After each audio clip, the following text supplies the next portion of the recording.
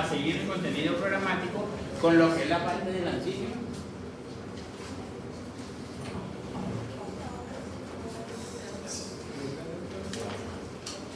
Con lo que es la parte de los antígenos y el complejo mayor de histocompatibilidad.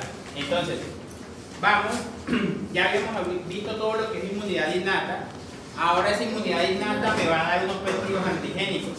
Ahora vamos a ver en el segundo corte qué hacemos con esos péptidos antigénicos. Cómo hacemos para presentárselo a las células T y cómo hacemos para presentárselo a las células B. Entonces, ¿cómo lo vamos a presentar? Con unos antígenos que van a ser unas moléculas proteicas que me van a lograr que se produzca una respuesta por los linfocitos T principalmente para guardar ¿qué? Una memoria. ¿Listo? Entonces, cuando hablamos de antígenos, tenemos que tener clara la diferencia entre antígeno e inmunógeno. ¿Cuál es la diferencia? Que el inmunógeno puede ser proteica, lípida o carbohidratos. Solamente proteica. Entonces, cuando hablamos de antígenos, es una molécula proteica que me va a inducir la producción de anticuerpos por los linfocitos B o citoquinas por parte de los linfocitos T. Es decir, el antígeno me está dando una respuesta ¿de qué tipo? Ya específica, produciéndome o anticuerpos que ya teníamos de memoria o produciéndome respuestas por los linfocitos T. Entonces, hoy vamos a ver cómo esos antígenos se van a estimular o cómo por medio de complejo mayor de histocompatibilidad se van a presentar a los linfocitos T o las células T. En cambio, los inmunógenos pueden ser moléculas proteicas, pueden ser lípidos o pueden ser carbohidratos, que son extrañas a los hospederos y son capaces de inducir una respuesta inmune. Esta respuesta proteica, lipídica o carbohidratos, entonces me va a abarcar ¿qué? A los antígenos. Es decir, todos los antígenos son inmunógenos, pero no todos los inmunógenos son antígenos.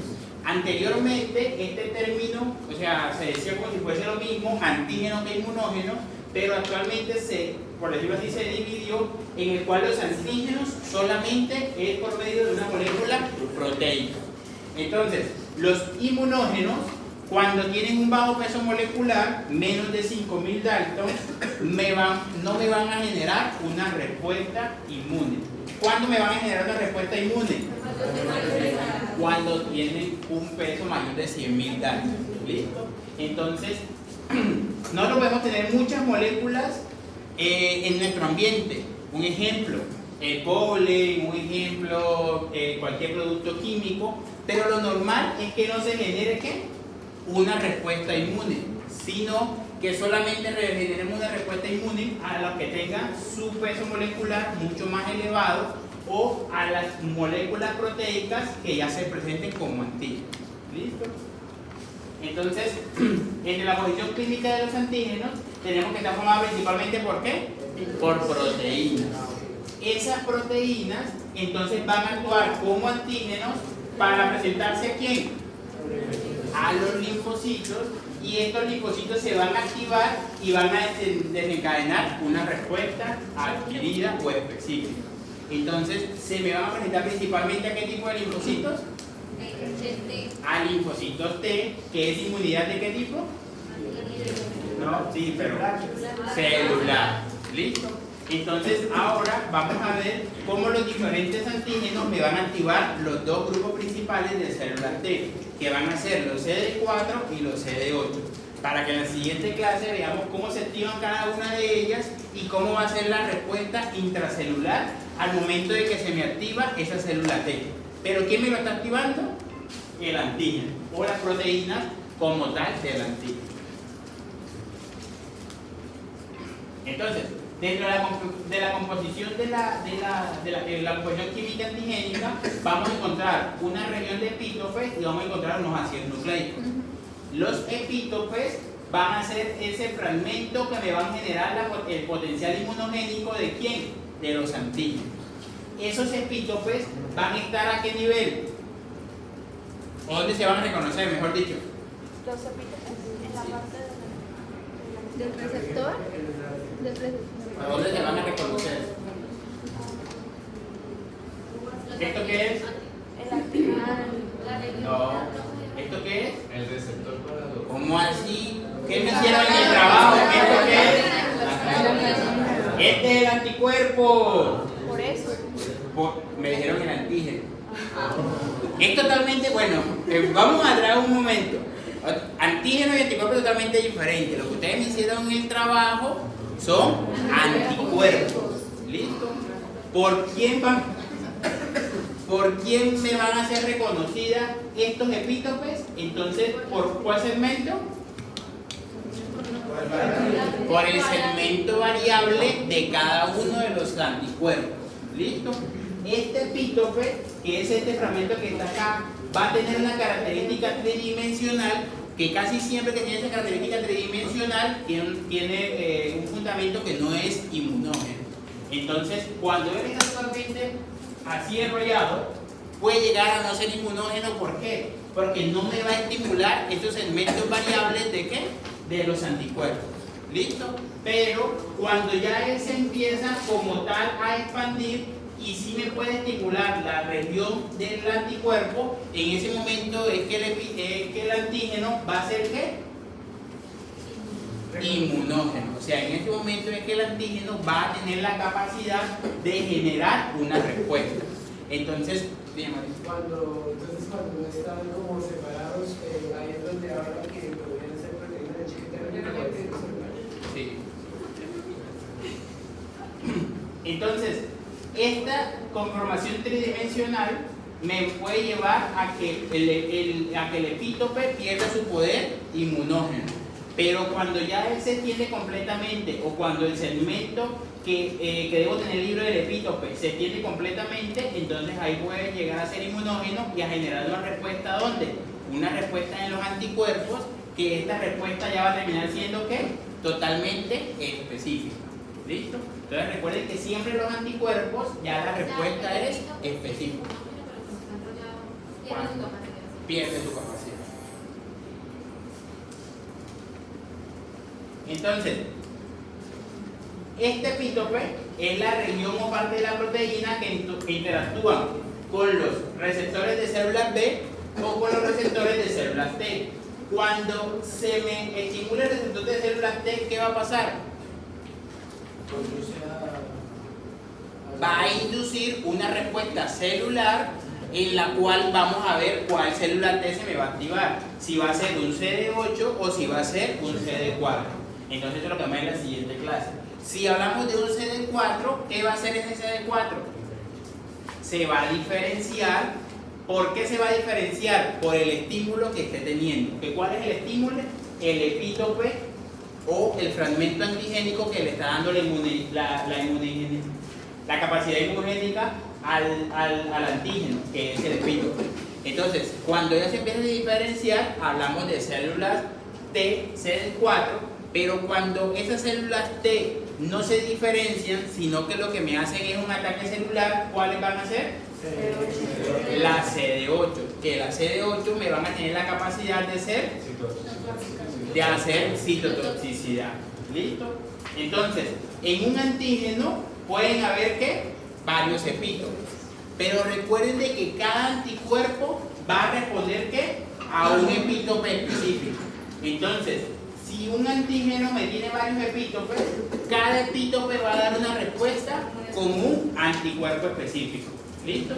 Entonces, este epítope es el que me está dando la característica o me está dando la función específica para que se me active cada uno de los anticuerpos. Y los epítopes de configuración primaria, que era lo que hablábamos anteriormente, son los que tienen mayor capacidad de ser inmunogénicos. No cuando tienen su formación tridimensional, sino cuando están en su configuración primaria, que es esto que tenemos acá. ¿Por qué? Porque en este momento es que se va a poder unir ¿con quién? Con el segmento variable de cada uno de los anticuerpos para poder generar una respuesta específica. Otra composición son los ácidos nucleicos. Entonces, normalmente los ácidos nucleicos son antigénicos o no antigénicas. Son no antigénicas. ¿En qué momento este ácido nucleico se vuelve antigénico? Cuando el ADN está hipometilado. ¿Qué significa hipometilado? Poca metilación. Que no está No, pues yo sé que no tampoco, pero o sea, ¿en qué se traduce que no esté metilado? Es más fácil de traducir. Sí, es más fácil de traducir. O sea que, ¿cómo debe estar el ADN normalmente? Metilado. ¿Para qué? Para poder inhibir la traducción. ¿Listo? Entonces, cuando está hipometilado, no se puede inhibir la transcripción que digo. Cuando está hipometilado, no se puede inhibir la transcripción. ¿Y qué va a pasar con ese ADN? Se va a traducir a proteínas. Sí, pero ¿qué va a pasar con el ADN? ¿No se va a poder? No, sí se va a poder replicar, sino que se replica de más. O sea, no voy a poder suspender como tal la transcripción, ¿verdad?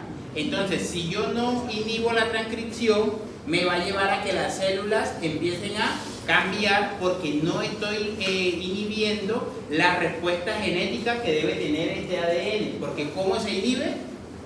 Metilándose. Cuando no está metilado, entonces esta respuesta no tiene ningún tipo de control, no se termina la transcripción y al no terminarse la transcripción se sigue realizando la transcripción y sigue casi siempre ¿qué? Mutando esta célula. Esto tiene una importancia en qué tipo de enfermedades. En las autoinmunes y en los tumorales. ¿Listo? Entonces, esa es como tal la característica del ADN hipometilado. Y los otros son la secuencia CPG. ¿Qué es la secuencia CPG? ¿Citosina qué? No, citosina es la guanina, que están ¿qué? Esta sería la P. Estaría fosforilado, entonces estaría unido a un grupo fosfato. Cuando la citosina más la guanina están unidos a un puente fosfato, ¿qué función cumplen?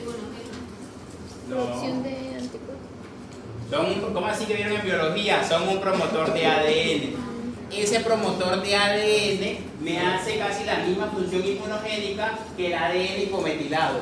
¿Por qué? Porque ese promotor de ADN me va a hacer de que se siga produciendo mucho ADN, de que la célula cambie y casi siempre va a terminar ¿en qué? En enfermedades tumorales. Entonces, en estos dos casos, en cuanto los ácidos nucleicos van a tener una capacidad de qué tipo? Inmunogénica. ¿Listo? O van a dar una respuesta inmune de forma errada principalmente. ¿Alguna pregunta hasta ahí? Profe, entonces como tal, el ADN metilado se decía que inhibía ¿qué? El ADN metilado inhibe la transcripción. El metilado. Metilado, o sea, no hipo, sino metilado. El hipometilado la inhibe. Profe, ¿me puede repetir qué es la secuencia? La secuencia CPG es un promotor de ADN. Entonces, hacer un promotor de ADN hace que la célula empiece a cambiar y va a terminar casi siempre en enfermedades o procesos tumorales. Y CPG, entonces tienen que tener claro que es citosina, guanina con un fosfato. ¿Listo? Ahora vamos a ver los diferentes tipos de antígenos. ¿Alguna otra pregunta? Para los diferentes procesos tumorales. Entonces, no solamente vamos a ver los antígenos, sino que también vamos a ver los inmunógenos. ¿Listo? Entonces, los antígenos son los que van a tener solamente una conformación de qué tipo? Proteica. De los inmunógenos, el más estudiado de los grupos de los inmunógenos, ¿cuál van a ser? Las proteínas, es decir, los antígenos. O sea, de los inmunógenos, tanto de los lípidos, de los carbohidratos, ¿quiénes son los que más van? Y las proteínas, ¿quiénes son los que más se van a ser estudiados? O los que más son estudiados, las proteínas. ¿Por qué? Porque ellos son los que nos sirven como antígenos y ellos son los que nos van a ayudar a entender cada una de las respuestas inmunes. Más estudiados. La compañera me dice que los carbohidratos son los más abundantes. Pero yo le pregunté qué. Estudiado, por eso es que allá pierde el punto. Entonces, los más estudiados van a ser las proteínas porque son los que tienen mayor importancia en qué? en la medicina, o sea, son los que tienen mayor importancia en poder identificar cada una de las respuestas inmunes que se me puedan presentar. Entonces, dentro de esos antígenos vamos a encontrar diferentes grupos. Entonces, el primero es los senoantígenos. ¿Qué son los senoantígenos? Que se originan de una diferente a las inmunizadas. De una especie diferente. Entonces, ¿cuál sería un senoantígeno por lo menos para mí? El COVID. No, ¿por qué? No, porque no es una especie diferente. No. ¿Por qué? ¿Cuál sería un antígeno para mí que sería, o sea, qué es un antígeno? Ya, a ver, mira. Nosotros tenemos nuestros propios antígenos. Entonces, ven por acá un momento. Nosotros tenemos nuestros propios antígenos. Ella tiene casi el gran mismo número de antígenos que yo tengo, ¿verdad? Pero somos de la misma especie, pero somos genéticamente diferentes. ¿Cuál es la única forma en que seamos genéticamente iguales? ¿Ah? No, pues no clonar, los gemelos. Si lo clonan también, pero no se puede clonar por la genética. Ahorita se va más allá. Los únicos que pueden tener el grupo de antígenos iguales, que los dos los tengamos iguales, son los hermanos gemelos. ¿Listo? No los mellos. Si yo tengo un mello, o sea que son de diferentes sacos gestacional, no tenemos los mismos antígenos. Los vamos a tener parecidos, pero no van a ser iguales. La única forma que sean iguales es que seamos gemelos, ¿verdad? Entonces, si hablamos de diferentes especies, entonces coloquemos de que ella es de qué especie? Humana. Pero si yo fuese por lo menos un conejo, mis antígenos van a ¿qué? A producir daño en ellos. Pero mis antígenos que son propios y no me producen daño a mí tampoco. Por lo menos, un ejemplo, la albúmina. Entonces, la albúmina mía no le va a funcionar ¿a quién? A ella. Porque somos de diferentes ¿qué? Especies. Pero si los dos fuésemos conejos y le sacan mi albúmina para ponérsela a ella, ¿qué va a pasar? No va a pasar nada, no se va a ver una respuesta como tal inmune. ¿Listo? Entonces, en ese momento, cuando somos de la misma especie, ¿cómo se llaman los antígenos? Aloantígenos. Aloantígenos. ¿Listo? Pero entonces, ¿por qué lo del COVID sí? ¿Por qué lo del COVID no? Porque son antígenos que no me causan daño a mi especie. ¿Sí entienden? ¿No sería murciélago? ¿No? ¿No Bueno, sería murciélago? ahorita lo vemos por lo menos con los eritrocitos. Un ejemplo, cada una de las especies van a tener un grupo de antígenos que no le va a causar daño a ellos. Entonces le coloco un ejemplo. La rabia me causa daño ¿a quién? A los dos, tanto a mi especie como al perro. A los dos me va a causar daño, ¿verdad? Pero hay algunas especies, no sé cuál especie es, pero hay algunas especies que no son afectadas por la rabia. Entonces, esas especies que no son afectadas por la rabia, es decir, tienen antígenos propios que no me va a producir una respuesta contra la rabia, ahí en ese momento la rabia sería un senoantígeno, porque es un antígeno propio de esa especie que a mí me está produciendo un daño. ¿Sí entendieron? En cambio, hay por lo menos el mismo caso de la rabia, entonces me causa daño a mí y le causa daño al perro. En ese momento no es un senoantígeno. ¿Por qué? Porque a él también está causando daño. Es decir, ese antígeno no es propio del perro, pero tampoco es propio del humano. ¿Listo? Entonces, esas son las diferencias entre los senoantígenos y los aloantígenos. Entonces, entre los aloantígenos, ¿cuál sería la definición? Aloantígenos. Que vienen de un individuo de la misma especie. Provienen de la misma especie, pero genéticamente diferente. Entonces, ¿cuándo estos aloantígenos no se cumplen? ¿Cuándo no tenemos aloantígenos? ¿Cuándo son gemelos? Cuando son hermanos gemelos. Entonces, en el caso de los mellizos, ¿sí se cumpliría? En el caso de los mellizos sí se cumplirían. ¿Por qué? Porque los gemelos van a ser de la misma especie, pero genéticamente idénticos. entonces en ese momento no son aloantígenos. ¿Listo? Entonces esa es la diferencia entre senoantígenos y aloantígenos. Ahora, autoantígenos. Los que tenemos nosotros propiamente en el cuerpo. Los antígenos propios del los antígenos propios de la especie o del cuerpo, por lo menos entonces de la especie humana. Un ejemplo, estos autoanticuerpos pueden generar una respuesta propia o una respuesta en contra de ellos mismos, que serían las enfermedades de qué tipo? Autoinmunes. Entonces, un ejemplo de un autoanticuerpo que no genera ninguna respuesta. Que no genera ninguna respuesta, que todos tenemos y somos diferentes de todos. ¿Ah? La de los eritrocitos. ¿Listo? Entonces, en esos autoanticuerpos de los eritrocitos, es decir, que son los antígenos que tienen en la membrana de los eritrocitos, yo no voy a generar una respuesta en contra de ellos. Pero ¿cuándo yo sí generaría una respuesta?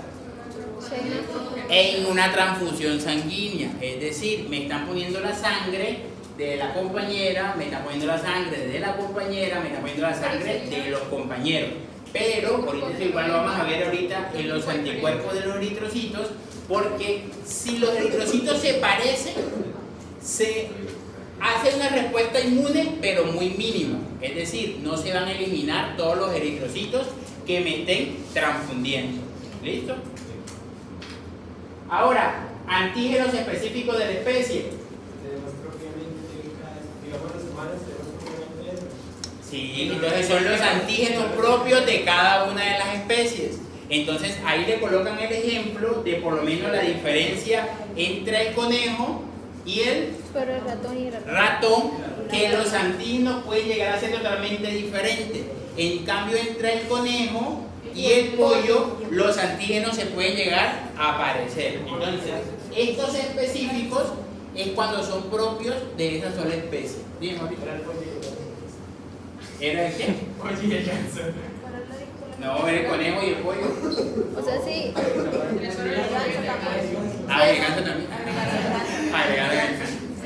Entonces, esos son antígenos específicos de la especie. Otros antígenos son los antígenos ocultos. Estos antígenos ocultos principalmente los vamos a tener en los seres humanos y van a ser tres grupos principales. Entonces, unos a nivel de cristalino. ¿Por qué a nivel de cristalino? Por la irrigación ¿Por qué qué? sanguínea. Por falta de irrigación, tanto sanguínea como linfática, que me va a llevar a que los antígenos que están en este cristalino no tengan contacto con ningún anticuerpo. Es decir, no va a tener un contacto ¿de qué? De mi sistema inmune. Ahora, el cerebro, ¿por qué acá también hay antígenos ocultos? Por la barrera hematoencefálica. Por la barrera hematoencefálica. Y por último, los testículos. ¿Por qué van a tener acá antígenos ocultos? Por la barrera hematotesticular. Porque las células de Sertoli van a producir una barrera que me va a llevar a que los antígenos que están en los testículos no tengan contacto ¿con quién? Con mi sistema inmune. ¿En qué momento estos antígenos ocultos tienen contacto con el sistema inmune? Por un trauma o procesos inflamatorios. Cuando hay un trauma o cuando hay un cuadro inflamatorio principalmente.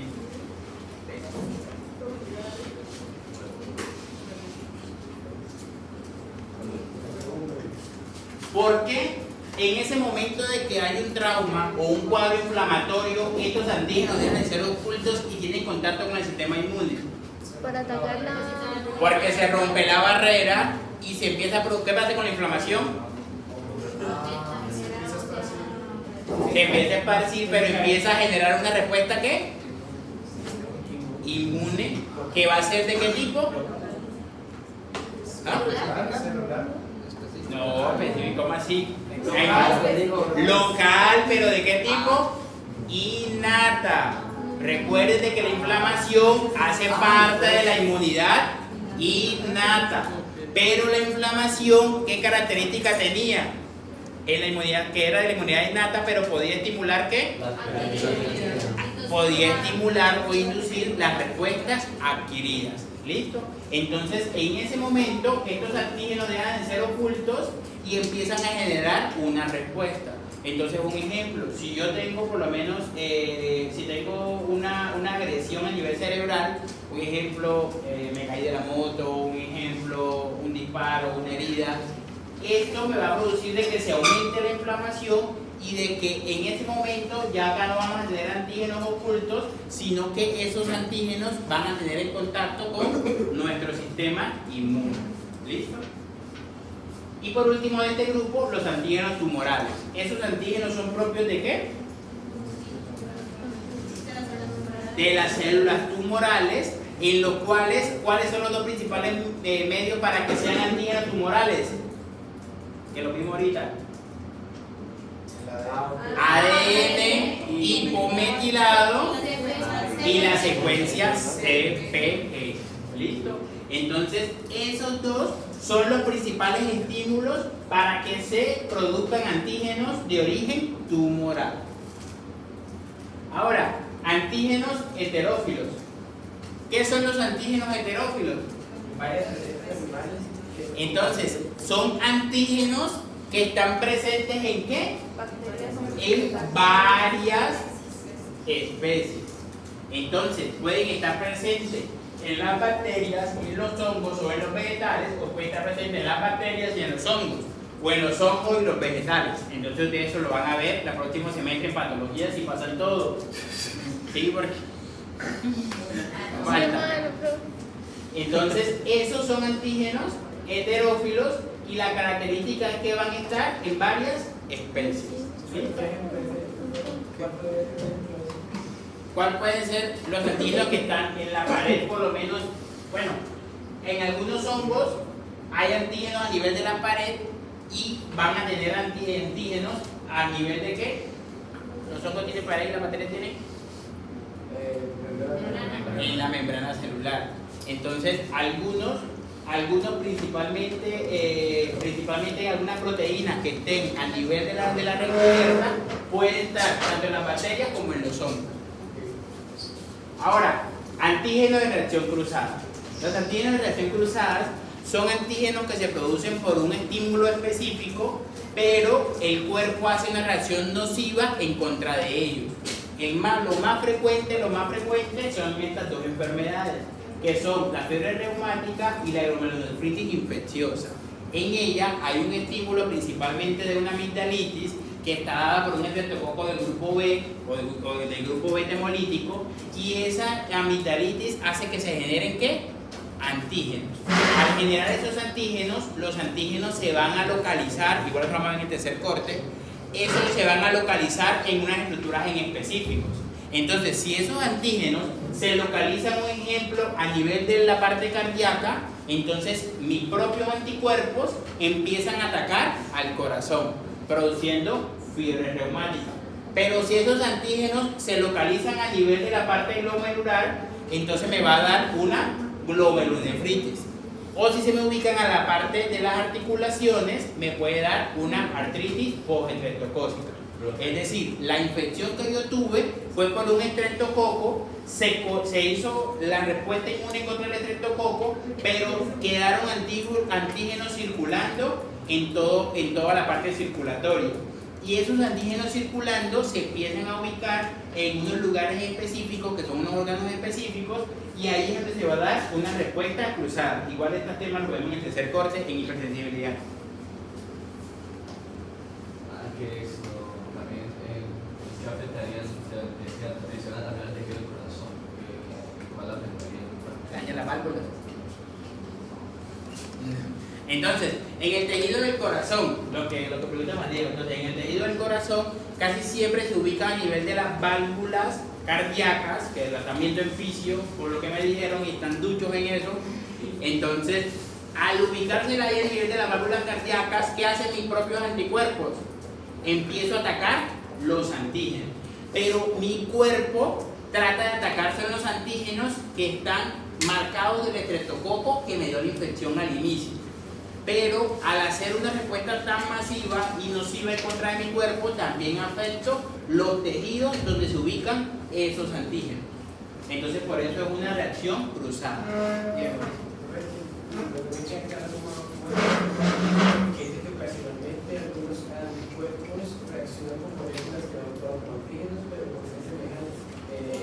Semejantes a las células propias. Confunden Al anticuerpo. al anticuerpo. ¿Cómo así?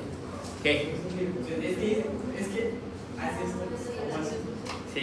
Dice, ocasionalmente anticuerpos reaccionan con moléculas que no han actuado con antígenos. Por eso, el antígeno va a ser del estreptococo. En este caso, que es lo que más siempre se estudia, el antígeno va a ser del estreptococo que ya se eliminó, ¿verdad? Esos antígenos de los estreptococos se van a ubicar en unos tejidos específicos, que pueden ser las articulaciones, la parte glomerular o puede ser a nivel de las válvulas cardíacas. Cuando ellos se ubican en esos tejidos, entonces se da una respuesta cruzada. ¿Qué es una respuesta cruzada? Que yo ataco mis antígenos, o sea, los antígenos del estreptococo, pero también ataco mis propias células o mis propios tejidos. ¿Por qué? Porque los anticuerpos propios, porque se están confundiendo entre los anticuerpos y las células normales. Eso no te Pero es de que está diciendo, pero sí. Sí. Eso como que no sé. Es que era eso, profe, es que contigo que ese tipo de estreptococo tenía una similitud con las válvulas cardíacas y con las articulaciones. Entonces ese tipo o sea, son tan parecidas que el cuerpo no las distingue y ataca todo por... Sí, ataca todo, tanto tejidos como antígenos. Si quiere abrir la puerta, bueno, no sé. O si la apaga y lo prende. ¿Ah? No entendí esa diferencia. Bueno. Yo tengo un ataque, hablando de este caso en específico, yo tengo un ataque de una bacteria. Esa bacteria es un estreptococo beta-colito. Esa bacteria me produce a mí una infección, que casi siempre me produce una amigdalitis. Ya se combate la amigdalitis, se quita la amigdalitis, pero quedan circulando, ¿qué? Antígenos de ese estreptococo. Esos antígenos de los estreptococos se ubican en estructuras específicas. Entonces las articulaciones, la válvula cardíaca y la parte glomerular. Al ubicarse en esa zona, mis anticuerpos empiezan a atacar los antígenos de los estreptococos y también las células de esos tejidos. No logran distinguirlas, y al no distinguirse, lo que van a hacer es que mis anticuerpos dañen esas células, y al dañar esas células se va a hacer un daño funcional en esas estructuras, que es en estas dos, o también una artritis post-estreptocócica. Eso es lo que se dice de forma cruzada. Eso es lo que se dice de forma cruzada, porque los anticuerpos iban a atacar ¿a quién? A los antígenos, pero están atacando tanto a los antígenos como a las células de mis propios tejidos. ¿Y por qué solo pasa con el estreptococo? Él es el que más produce esa reacción. Profe, ¿esto se considera una enfermedad autoinmune? No, ¿Por qué no? No, ¿por qué no se esa es una buena pregunta. ¿Por qué no se clasificaría como una enfermedad autoinmune? Porque igual el cuerpo, o sea, también está atacando. ¿Ah? ¿Porque es temporal? Porque igual Sí, también puede está ser temporal, atacando, sí. igual también está atacando el propio No cuerpo. podría iniciar la enfermedad autoinmune. ¿Por qué? ¿Por qué? ¿Ah? ¿Por qué? ¿Por qué? Porque Es que en el libro dice este fenómeno explica algunas reacciones de autoinmunidad. sí, no, pero ya. Las respuestas autoinmunes son muy específicas, casi siempre son enfermedades reumatológicas. En esas respuestas autoinmunes, ¿qué está pasando? Se están produciendo autoanticuerpos. En estas enfermedades no se está produciendo autoanticuerpos, se están produciendo anticuerpos en contra del estreptococo. Pero él se está confundiendo y no se está atacando solamente el estreptococo, sino el estreptococo y mis tejidos. Por eso se producen este tipo de enfermedades de reacción cruzada. ¿Ah? Primero quitando el estímulo, y casi siempre cuando ya pasan estas enfermedades, casi siempre, por decirlo así, queda uno con una secuela. Entonces, por lo menos, si es en las válvulas cardíacas, si es en la fiebre reumática, muchas veces la válvula hay que cambiarla. O sea, hay que operarlo de la válvula, y de pronto fue por algo que se pudo haber controlado, pero no se controló de forma exitosa. O sea, no se le dio el manejo adecuado a ese paciente. Por eso, esto de la fiebre reumática ha disminuido mucho.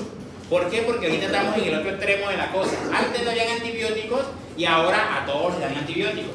Entonces casi siempre se ataca el estreptococo muy bien y esta fiebre reumática es muy baja probabilidad de que pase.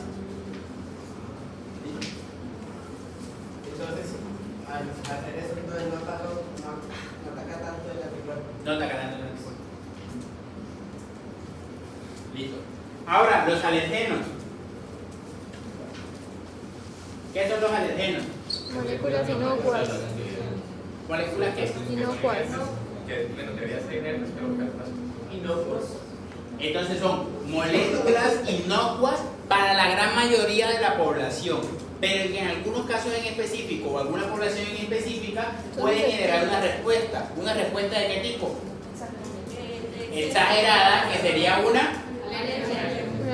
una hipersensibilidad. ¿Listo? Entonces, esas hipersensibilidades pueden variar. ¿Qué quiere decir? Yo puedo ser alérgico a tal molécula. ¿Cuál puede ser alérgico? A tal molécula. Cada quien puede ser alérgico a una molécula distinta. ¿Quiénes son los que más tienen respuesta a alergenos por las poblaciones? Los niños. A los caucásicos. ¿Listo? Entonces, por eso en Estados Unidos esto es tan investigado y es tan tratado. ¿Por qué? Porque ellos tienen alergias muy específicas. Les aseguro que de acá de los 40 o 50 que hay, ninguno es alérgico al maní. En Estados Unidos eso es muy frecuente. ¿Por qué no somos alérgicos al maní? Porque no descendemos de ellos. Entonces, pero sí. Entonces, eso nos lleva a que nuestras respuestas de hipersensibilidades no sean tan comunes. Entonces, por eso nosotros identificamos muy bien el proceso de hipersensibilidad en los niños. Entonces, igual hay un tema, una clase nada más sobre esto, pero sí a lo que más le da son a los caucásicos. Y por eso ellos, por su alto grado de muerte por alergias, ellos tienen un tratamiento tan específico para las alergias. Entonces, si a uno le da una alergia en un restaurante, ahí mismo en el restaurante se la tratan. Acá en Colombia no, te da una alergia en un restaurante y tienes que llegar al hospital, porque allá nadie te va a llevar nada. En cambio, en países industrializados, esto de las alergias, ellos sí son, tienen tienen mucho control sobre esto. Igualmente, por estas alergias, también ellos tienen control sobre los medicamentos. Entonces, por lo menos en los países industrializados, no te meten medicamentos. Es que a mí me gusta el ibuprofeno en la mañana. Le puede gustar, pero allá no se puede. ¿Por qué no se puede? Porque la única forma de que yo adquiera un medicamento es con la fórmula del médico o de una agente. De lo contrario, no hay ninguna forma de adquirir un medicamento. Pero la principal causa de eso es para evitar los riesgos de alergias. Ahora, los antígenos modificados.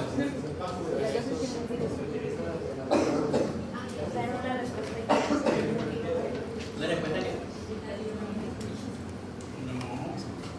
Se cambian sus propiedades. Se cambian sus propiedades. Entonces, Pero dice que también para cambiarlas o conservarlas. no, ya no. Cambia unas y conserva otras. Exacto, cambia una y conserva otra. Entonces, estos antígenos modificados son antígenos que sufren un cambio, principalmente una forma de conservación. ¿De conservación de qué? De que él no pierda sus características inmunogénicas, pero no sea tóxico al momento de utilizar. Entonces ahí le colocan el ejemplo de la toxina tetánica, que la toxina tetánica cuando está en formol, ¿qué pasa? Pierde su toxicidad, pero no pierde su capacidad antigénica. Entonces esa es un ejemplo de antígenos modificados. Otro ejemplo de antígenos modificados. Fácil.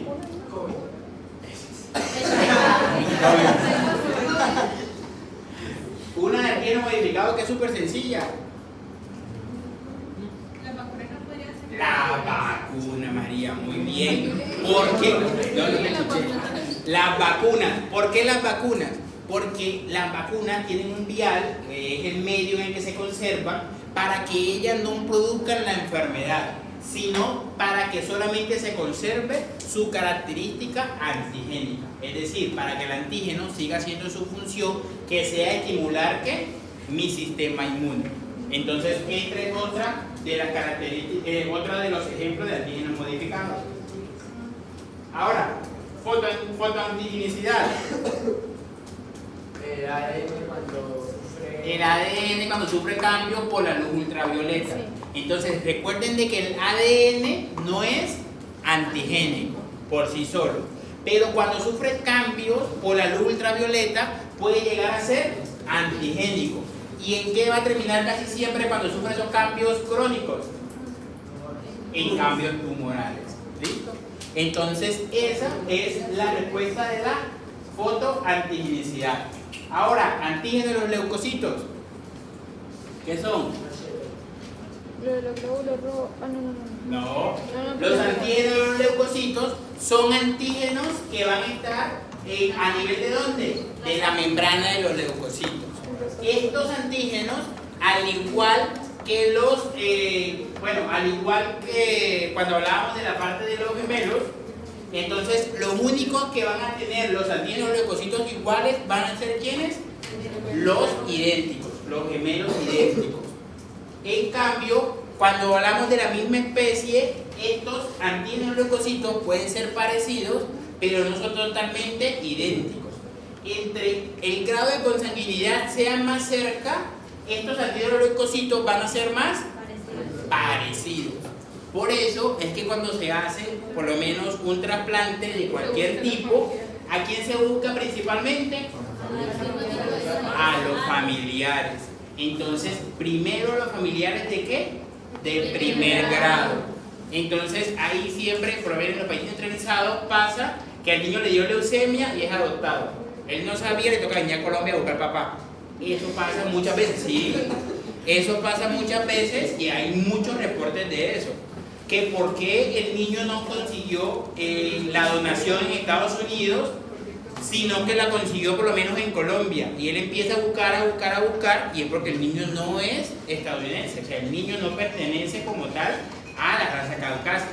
Entonces, entre más cerca sea el parentesco, mayor posibilidad hay de que estos antígenos leucocitos sean parecidos. ¿Listo? Igual, estos antígenos leucocitos se van a utilizar ¿para qué? Presentar antígenos. No.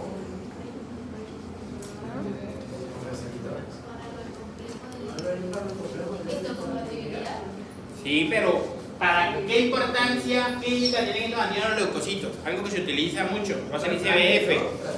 No, ya eso lo hablamos. Para saber la paternidad.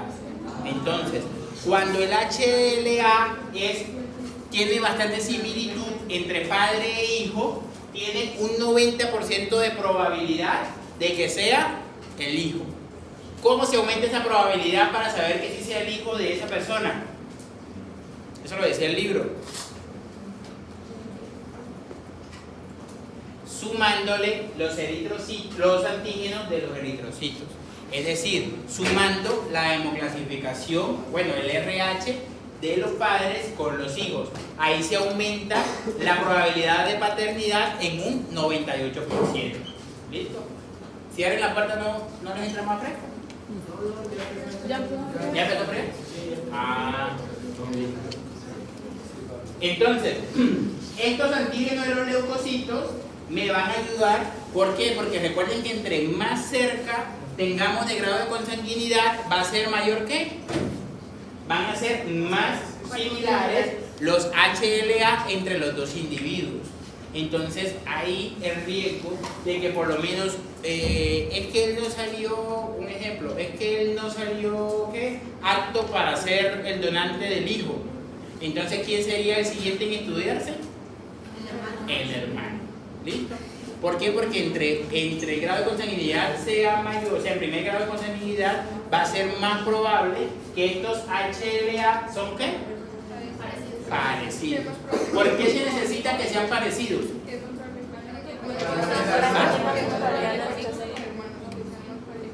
Con hijos. ¿Por qué es importante que estos antígenos de leucocitos sean parecidos para una donación? Para que no lo rechace, es decir, para que no se produzca una respuesta inmune en contra de los leucocitos que se le están administrando, no, lo que se le están colocando, o sea, lo que se le está colocando al momento del trasplante. Le explico. Si a mí me trasplanta por lo menos el hígado, mis leucocitos van a tener unos tipos de antígenos.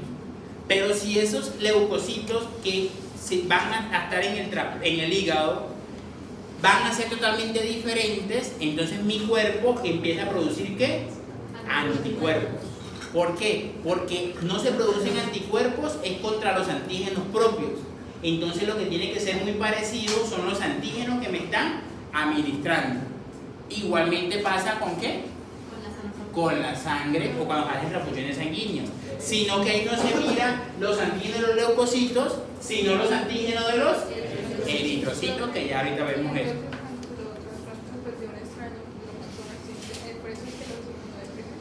Sí, por eso no, siempre lo inmunodeprimen.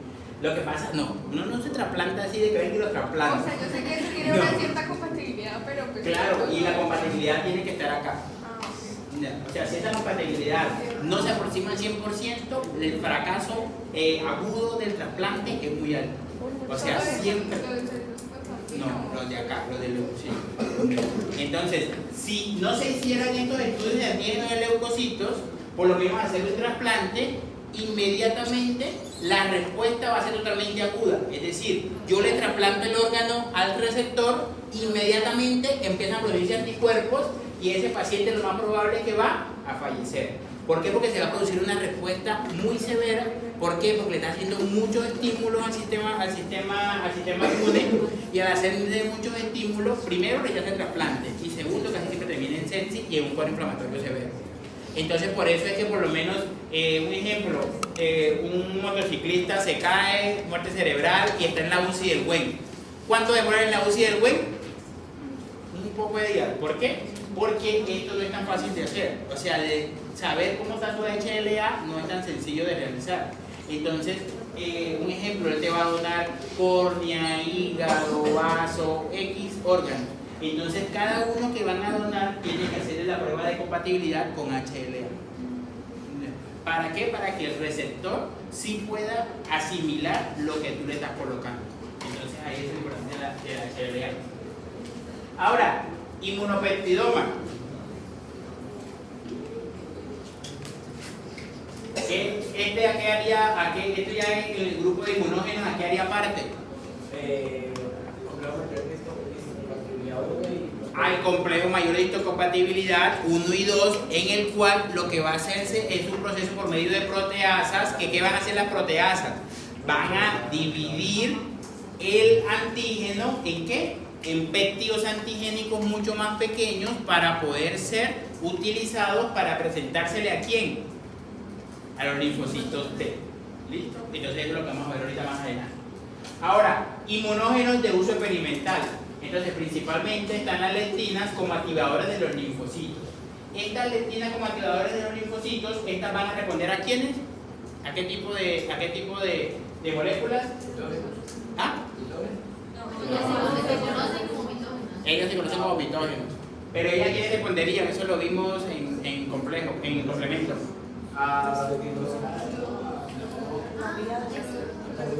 A los carbohidratos.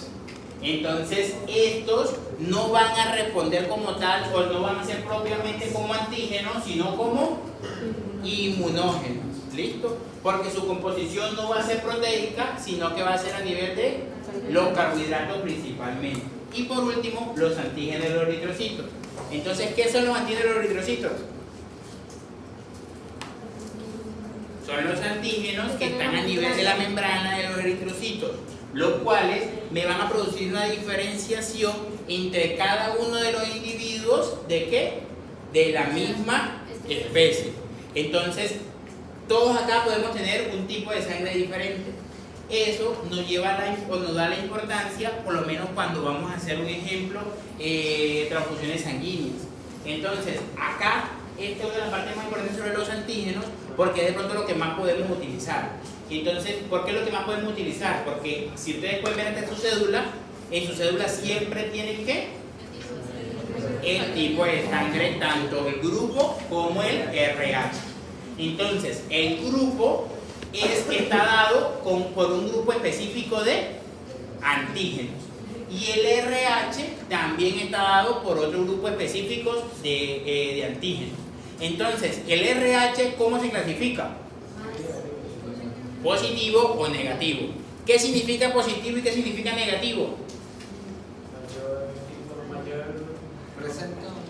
presente o no.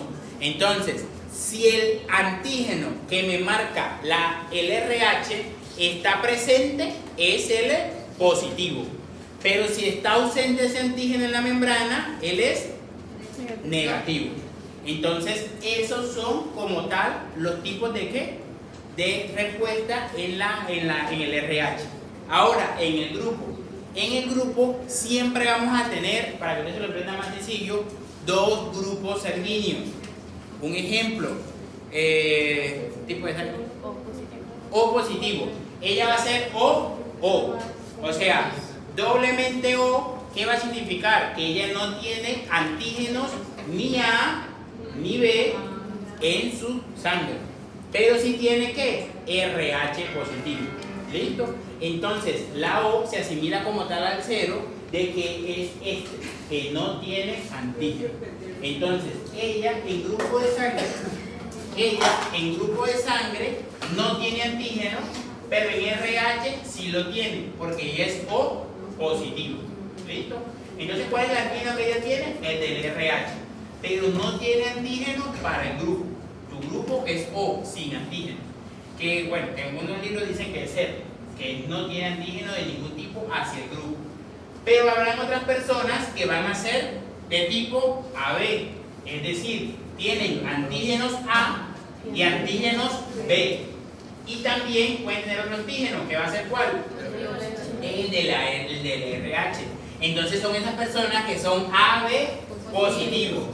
Esos que son AB positivos son salados, porque nadie le puede dar, o sea, eso es difícil de conseguir, ¿qué? Sangre del mismo tipo. Entonces ya ahorita vamos a ver cómo se puede recibir o cómo se puede donar dependiendo del tipo. ¿Listo? Pero hay otras personas que solamente tienen antígenos A o solamente tienen antígenos B. Estos que tienen antígenos A y que tienen antígenos B, ¿de quién creen ustedes que pueden recibir sangre? O sea, ¿quién les puede donar? Le puede dar o le puede dar B, o le puede dar A. Siempre y cuando sea el mismo tipo sanguíneo. Es decir, si yo soy B, entonces puedo recibir de B o puedo recibir de O. Entonces, en ese orden de ideas, ¿cuál es el donante universal? O negativo. ¿Por qué O negativo? Porque no está presente ni el antígeno del grupo ni el antígeno del RH. ¿Listo? Entonces, un ejemplo, está el paciente, llega el paciente, no se sabe qué tipo de sangre es, la prueba cruzada demora, ¿qué sangre le colocan?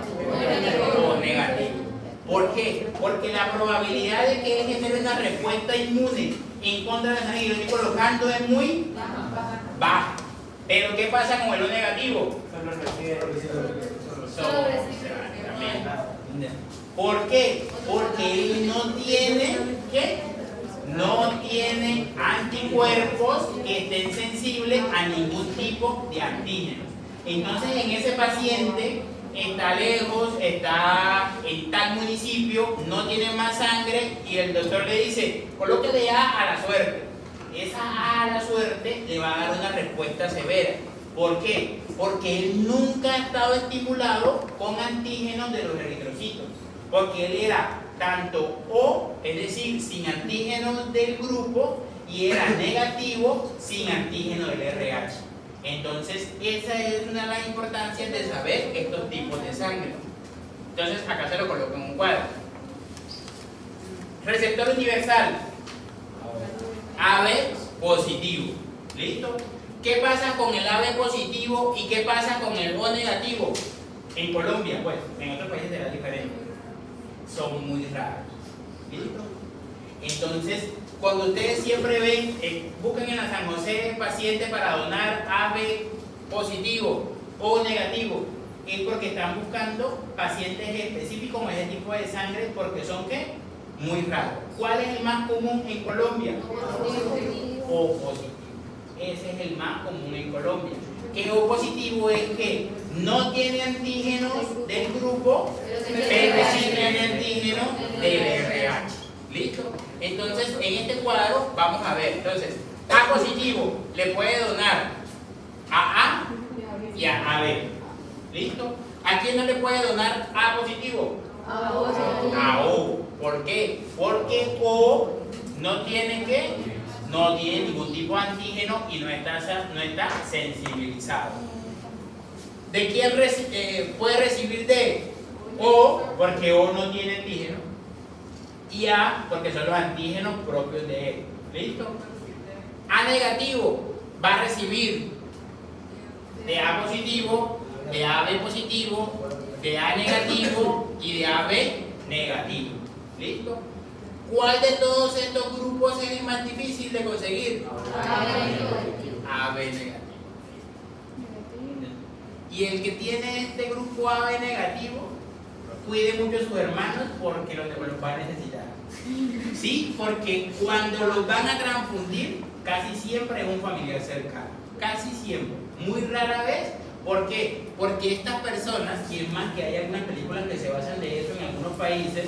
¿Por qué? Porque cuando son tipos de sangre muy difíciles, ¿qué hace la persona? Yo le dono por 200.000. Eso pasa en Colombia. Pasa en Colombia. No te lo estoy diciendo. No te lo estoy diciendo de mentira. Pasa en Colombia. Por eso es que actualmente los bancos de sangre tienen un sistema nacional donde si yo dono en el Amazonas, ya me aparece. Si yo dono en el Parque de Pamplona, ya me aparece. Independientemente del banco. O sea, el banco no permite que tú dones 2 veces seguidas. Porque muchas personas decían 200 y 200, 400. Claro. Y si por lo menos el que necesita la sangre de su hijo, sí, mire, tomé los 200.000, no pasa nada, vamos por acá. Entonces, eso pasa. Y también otra cosa que pasa con estos tipos de sangre es que primero lo difícil de conseguir y también lo difícil de recibir. Entonces, por eso es bueno que por lo menos ustedes donen. ¿Por qué? Porque cuando usted dona, se supone, a veces no pasa, pero se supone que el banco de sangre, cuando usted le pase algo, ¿qué va a hacer? Va a buscar su tipo de sangre donde lo tenga, quien lo tenga. Entonces, eso es la importancia de que nosotros donemos principalmente. Pero lo más importante de todo es que nunca hagamos una respuesta cruzada. ¿Por qué? Porque hay veces que hasta poniéndole el tipo de sangre igual, hacemos respuesta. Por eso, por lo menos algunos internistas utilizan, un ejemplo, corticoides para bajar la respuesta. Entonces le colocan corticoides y un antihistamínico para que la respuesta sea lo menos posible. Porque yo le puedo poner por lo menos O positivo a un O positivo, que se supone que no debe pasar nada, ¿verdad? Pero como no son los mismos O positivos con todos los antígenos idénticos, eso me puede llevar a que se produzca una respuesta cruzada en contra de ¿qué? Del que me está donando o de la sangre que me están donando. Entonces, por eso es importante de que siempre tratemos de colocar el tipo de sangre adecuado. ¿En qué momento ya yo pongo O negativo? Cuando primero no tengo sangre, eso pasa en muchos lugares de Colombia, en sus rurales va a pasar, no hay sangre, hay O negativo, póngale O negativo. Segundo, cuando el paciente definitivamente, o sea, necesita que lo transfundan sí o sí en este momento para salvar su vida. Pero de lo contrario no lo haga. ¿Por qué? Porque debe de hacerle un beneficio al paciente, lo que le hago es empeorarlo. ¿Por qué? Porque se hace una respuesta severa de mi sistema inmune y él entra en una sepsis. No por lo que le pasó, sino por lo que yo le hice. Entonces debe de hacerle algo, lo estoy perjudicando. Entonces, por eso es importante los antígenos ¿de qué? De los eritrocitos. A mí me han dicho que, o sea, que después de que uno dona, como que uno se engorda más o que el cuerpo no vuelve a ser igual. Mentira. ¿Cuánto es? Se engorda. Es muy bueno, ¿no? Porque activa la Activa que se produzca mucha más célula. No, pero la vez, que era el receptor universal. Ah, sí, que como el cuerpo se desgasta porque usted el proteína de las plantas y eso, entonces Él puede recibir de todo, sí. superarlo, No va a tener problema. El AB negativo es el que va a tener problema.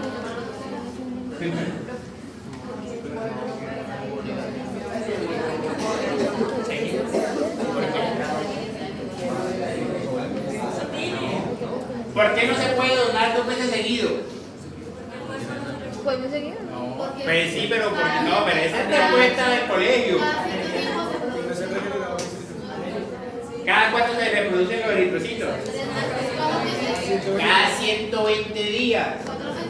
Entonces, nosotros los hombres podemos donar cada 4 meses. Pero las mujeres tienen un factor estresante para que estos eritrocitos disminuyan, que es la menstruación. Por eso ellas pueden donar cada 6 meses. Pero la respuesta es porque los eritrocitos demoran 120 días en volverse a producir. Demoran 6 días, pero no te pueden sacar maqueta sola. ¿Cómo te sacan maqueta sola? Si es verdad que... No. Tú donas unidades completas, o sea, te sacan tu sangre completa. Y allá la centrifugan, la empiezan a dividir y sacan glóbulos rojos, plaquetas o leucocitos. Pero tú no le vas a decir, tú no le vas a decir a la máquina, ¿ustedes han donado sangre? No. O sea, eso es algo súper básico. Solamente le colocan, o sea, no, que es básico el procedimiento que no lo hacen a uno. Eso es solamente tomarle la hemoglobina, le colocan directamente la sangre, ¿cómo se llama? La bolsa que se va a succionar directamente en la arteria. Inmediatamente sale la sangre. Profe, los que están tatuados, ¿por qué no pueden donar? ¿O sí? Porque tienen riesgo de hepatitis y, bueno, hepatitis principalmente. Pero entonces, ¿por qué dijeron que la entrada no se puede donar cada 20 días? No, ¿cómo así? No, ¿cómo te vamos acá? O sea, no se podría.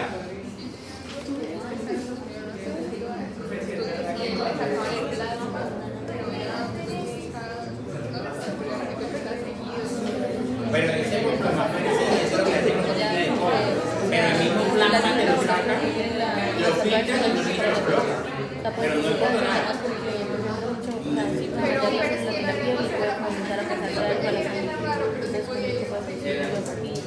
Listo.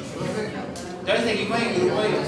Hay como digamos casos en los que se dice que la persona tiene un tipo de sangre muy rara y que solamente puede recibir ese tipo de sangre. ¿Sería la O negativa en ese caso? Bueno, estos no los voy a confundir con esto, igual ahí se los menciona, pero hay otros grupos de eritrocitos. Uy, sí. Que esos otros grupos de eritrocitos principalmente los tienen más que todos los caucásicos, y por lo menos hace poco me vi un capítulo de Mentes Criminales donde mataban, sí, pero a la persona por tener ese tipo de sangre lo mataban a los demás solamente para sacarle los 5 litros, y ellos hacían el proceso para esos 5 litros venderlos en no sé cuántos miles de dólares. Porque ya es algo muy, o sea, ya eso es ser muy salado. Y si te pasa en Colombia es más salado todavía. Sí, porque no va a ser tan común que se consiga esos tipos de ¿cómo se llama? Esos tipos de antígenos eritrocitos. Listo, entonces,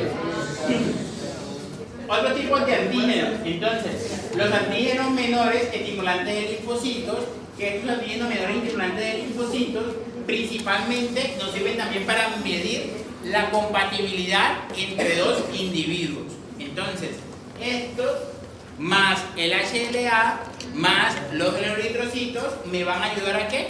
A ver la compatibilidad entre individuos de ¿qué? De la misma especie. Superantígenos. Entonces, ¿qué son los superantígenos?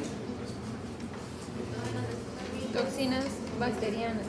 Son antígenos propios de algunos microorganismos como el Staphylococcus aureus y el Streptococcus pyogenes, los cuales me pueden llevar a que se activen hasta el 20% de los linfocitos T. Lo normal es que una bacteria solamente me active el 0,0001% de los linfocitos T, o sea que él me lo está activando más de 1 millón de veces más que una bacteria normal. ¿Qué pasa con estas bacterias? Por lo menos con el Staphylococcus aureus. ¿Qué pasa? Por lo menos, ¿qué me enteré ustedes qué pasa si me infecto con un Staphylococcus aureus?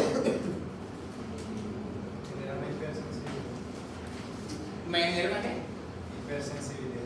No, ahí no sería hipersensibilidad. Me genera una respuesta exagerada, pero no hipersensible. Mira. Pero sí me genera una respuesta exagerada. ¿Por qué? Porque me está estimulando muchos linfocitos. ¿Para qué? Para el mismo estímulo que va a ser el Staphylococcus aureus. Entonces, en estos tipos de superantígenos, casi siempre cuando nos contagiamos o de este, y no se está haciendo una respuesta de la inmunidad de forma adecuada, casi siempre estos pacientes terminan en una respuesta exagerada. Que esa respuesta exagerada termina en una inflamación severa, esa inflamación severa termina en una sepsis. Entonces, muchos abuelos mueren de ¿qué? De estafilococo aureus. ¿Por qué no nos da por lo menos a nosotros? ¿Por qué no nos da por lo menos a mí? ¿Por qué no me da estafilococo aureus? Nuestro sistema inmune está más fortalecido. Más fortalecido y no permite que el estafilococo aureus ¿qué? Ingrese. ¿Listo? ¿Ah? Cuando el sistema empieza a disminuir. ¿Cómo está? A veces está en la tierra, a veces se presentan por algunas heridas, casi la mayoría de veces entra por la piel. Ahora, antígenos timoindependientes. Entonces, los antígenos timoindependientes son aquellos antígenos que no necesitan que se estimulen los linfocitos T para poder generar una respuesta. Entonces, en ellos se van a estimular los linfocitos B tipo 1 o B tipo 2 directamente. Entonces, ahí van a haber dos grupos. Vamos a ver antígenos T independientes de tipo 1, que estos van a estar ¿dónde? En el anillo del Waldeyer. ¿Dónde más? En el vaso. Ah, pues ese es el anillo de Waldeyer. En el vaso. No, esos son estos. El sistema nervioso, En el peritoneo y en la pleura.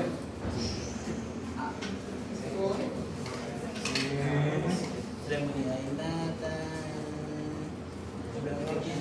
orofaringe, infección a todo, cuello limpiado. En el vaso también hay reconocimiento, son algunos. No, pero en los vasos son tipo 2. Tipo 1. No, en la zona marginal, lo más importante de la zona marginal son estos. Los tipo 2. No. Sí, ahí también nos mencionan que tipo 1 también en la zona marginal del vaso, pero lo más importante son los tipo 2. Porque se estimulan, dime ahora.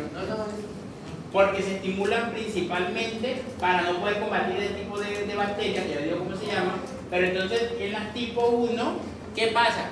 Que se activan los linfocitos B y esos linfocitos B que me van a producir anticuerpos, y al producirme esos anticuerpos la respuesta se elimina por completo.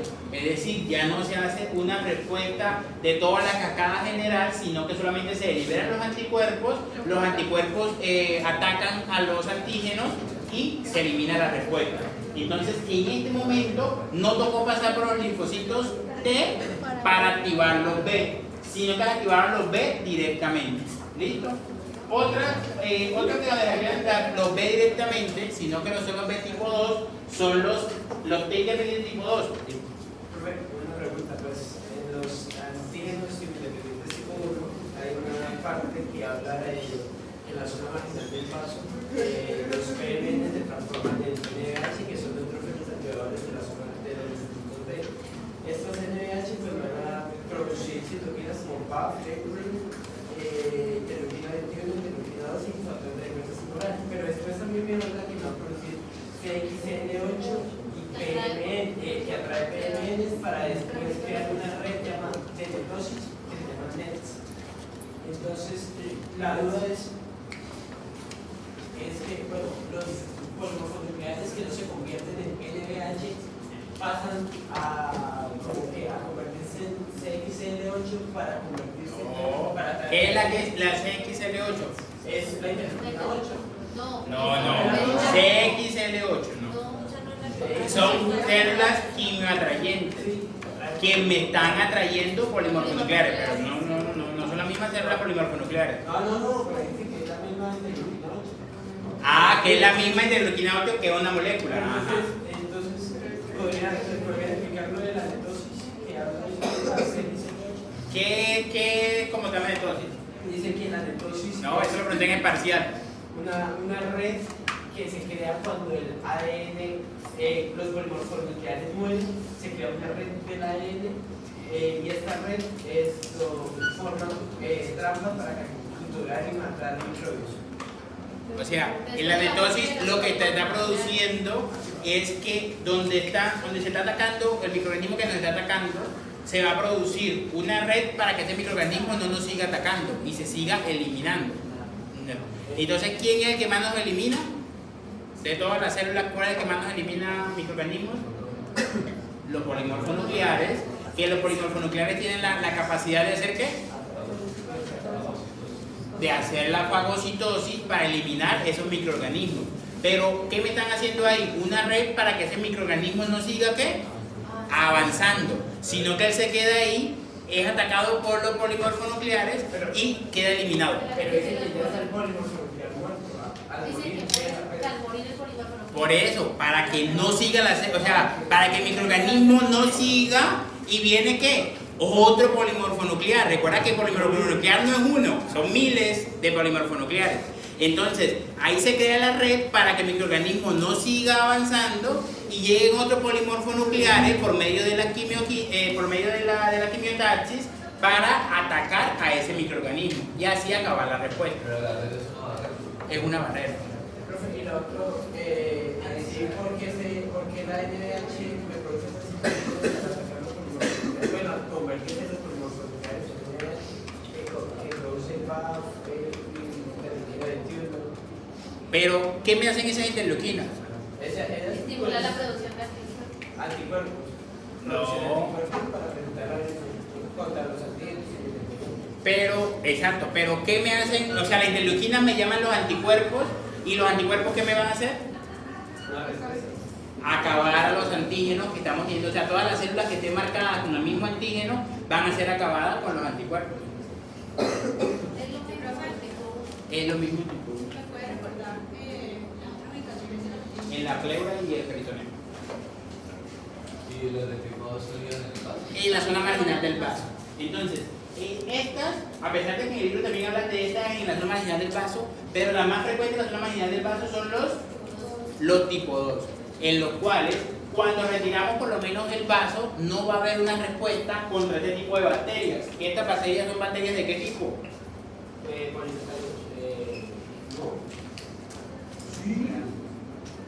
Encapsuladas, que ellas tienen una cápsula que no permite que se genere una respuesta, sino que la respuesta se va a generar directamente a nivel del ¿qué? A nivel del vaso. Entonces, si yo a un paciente le traigo el vaso por alguna enfermedad X que sea, ¿qué tengo yo que hacer para poder generar la respuesta contra estas tres enfermedades? Vacunarlo, para poder estimular que tengamos anticuerpos propios en contra del Streptococcus pneumoniae, Haemophilus influenzae y Neisseria meningitidis. Entonces, siempre el paciente que se le trae el vaso se vacuna contra estas tres, de forma que podamos tener anticuerpos propios y cuando tengamos un ataque se pueda dar una respuesta. ¿Listo? ¿Por qué? Porque me van a hacer falta estos antígenos de independientes tipo 2 que van a estar en la zona marginal del vaso. Entonces, ¿cómo se detectan los inmunógenos? Entonces, pues a grandes rasgos, los inmunógenos reconocen, las principales moléculas que reconocen inmunógenos son los PPR, que son ¿qué? Patrones de reconocimiento molecular. No, ¿esos qué son? Receptores de reconocimiento. Estos me van a reconocer principalmente a los patrones moleculares, tanto de patógenos como de daños. Las lectinas tipo C me van a reconocer ¿qué? Carbohidratos. Y la molécula CD1 me van a reconocer lípidos. Pero entonces, ¿cuál me va a reconocer antígenos? De estos tres. No. Antígenos. Los PRR. ¿Listo? ¿Por qué? Porque estos me están reconociendo ¿qué? Proteínas. ¿Listo? Entonces, aparte de estos tres, también vamos a tener receptores para inmunoglobulinas y para factores de complemento. ¿Listo? Entonces, ¿cómo hacen ese proceso? ¿Quién es el que hace el patrullaje continuamente? Los macrófagos. Estos macrófagos van a realizar ¿qué? La muerte de los patógenos y posteriormente se van a producir quimioquinas. ¿Para qué? para atraer los polimorfonucleares, y esos polimorfonucleares me van a neutralizar la ¿qué? La respuesta. O sea, que no se sigan llenando células con ¿qué? Con el mismo tipo de antígenos. Entonces, los polimorfonucleares me están haciendo en este momento ¿qué? La fagocitosis. ¿Listo? ¿Que pertenece a qué? A la inmunidad innata. Entonces, de qué arranque casi todo se relaciona. Ahora, en la célula de presentación de los antígenos. Entonces, ya tenemos los antígenos. Esos antígenos van a marcar ¿qué? Unos tipos de células o van a estar en unos tejidos en específico. Pero posteriormente de que ya esos antígenos generaron la respuesta, ya hicieron la fagocitosis, ya se atacó completamente la célula que tiene esos antígenos, se van a empezar a realizar una presentación de esos antígenos. Y esa presentación de los antígenos se va a hacer ¿a dónde? Sí, puede ser en el ganglio, pero ¿a qué célula se la presentamos? A los linfocitos T. Entonces, las tres células principales de poder hacer presentación de antígenos son las células dendríticas, los macrófagos y los linfocitos B, que pertenecen a la inmunidad humoral. Las células dendríticas y los macrófagos, ¿qué hacen además de presentar los antígenos? Hacen la fagocitosis junto con ¿quién? Con los polimorfonucleares. Por eso en un quiz creo que le pregunté que los polimorfonucleares no tienen la capacidad de ¿qué? De presentar antígenos. Es decir, ellos llegan solamente hasta destruir el patógeno, pero no me lo presentan. ¿Listo? Entonces vamos a ver la primera vía, las células dendríticas. Estas células dendríticas, ¿dónde se encuentran principalmente? En la piel, ¿y dónde más? Y en las mucosas. Ellas lo que me realizan es actuar de centinela bajo los epitelios. ¿Para qué? Para capturar los péptidos generados por los polimorfonucleares. Porque estos polimorfonucleares no van a tener la capacidad de ¿qué? De presentarme el antígeno. Entonces, ellos me van a capturar ese péptido y ¿qué lo van a hacer? ¿Lo van a llevar a dónde? A los ganglios. ¿Para que tengan un contacto con quién? Con los linfocitos T por medio de su PCR o de los receptores de células T. ¿Listo? Entonces, cuando ya se activa, cuando ya se reconoce ese péptido que me dio el polimorfonuclear, se va a llevar entonces ¿a dónde? Al ganglio, y en ellos me van a funcionar principalmente unos receptores. Entonces, los receptores tipo TOL, o también receptores para inmunoglobulinas o para el complemento, que ellos lo que me hacen es capturar el inmunógeno. Posteriormente que se había hecho la fagocitosis, la macropinocitosis o la endocitosis. Estos péptidos me van a madurar a las células dendríticas. ¿Qué significa madurar la célula dendrítica? Entonces, genera ceramida, ¿no? La ceramida impide que la caderina 3, la caderina 3 es la que la mantiene unida pues, a la célula. Sí. Entonces, esta ceramida. Entonces, genera ceramida. La ceramida me va a hacer de que no se unan otros péptidos antigénicos, sino que solamente se una ¿cuál? El péptido antigénico que se iba a llevar o que se produjo a nivel de ¿qué? De los polimorfonucleares. ¿Listo? Esta ceramida entonces no me va a permitir que se unan otros antígenos, otros péptidos antigénicos, pero se va a dejar de expresar la caderina E. ¿Por qué se va a dejar de expresar la caderina E? ¿Por qué? ¿Para qué? Porque ella la mantiene unida ¿a quién? A las células epiteliales. Entonces yo necesito que esto se deje de expresar para que ella pueda viajar. ¿Hacia dónde va a viajar? Hacia el ganglio. Y en ese momento es donde entran las células quimiotácticas, las moléculas quimiotácticas. ¿Para qué? Para atraerlas de la célula epitelial ¿hasta dónde? Hasta el ganglio. Que en el ganglio es donde va a estar ¿quién? CL19 y 21. 19 y 21. No, ¿qué célula? El linfocito D. Para poder tener conexión entre la célula dendrítica y el linfocito T. Para presentarle ¿qué? El péptido antigénico. ¿Alguna pregunta hasta ahí? O sea, los TOLs no están dentro de los ganglios que se encuentran cerquita de donde se obtuvo el péptido.